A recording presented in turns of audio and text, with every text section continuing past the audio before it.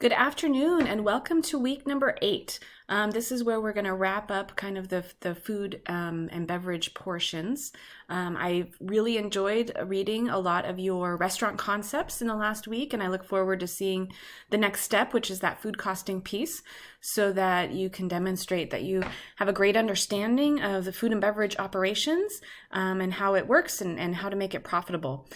This next exercise is going to be in what's called managed services. And this is one of my favorite parts about the hospitality industry, is introducing you to something that you didn't really realize was hospitality.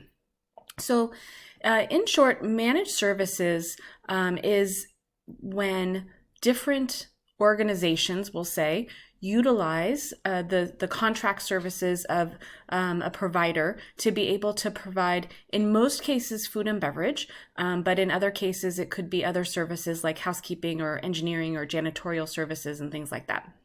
So think about this.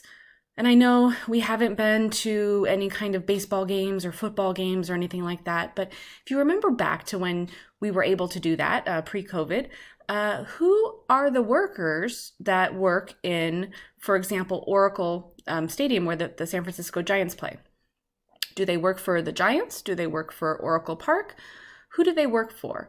And that's what managed services is all about. They are companies that actually say to an arena or a university or Facebook, and they say, we'll run your food and beverage operations, whether it be for customers, whether it be for employees. And that's what managed services is all about.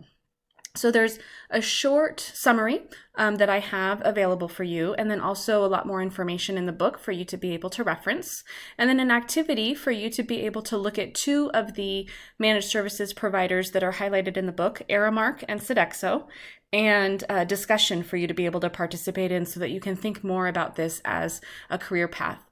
I will tell you, many places that operate cafeterias, for example, Apple or Facebook, Monday through Friday job. So a little bit more rare in hospitality. So something for you to consider.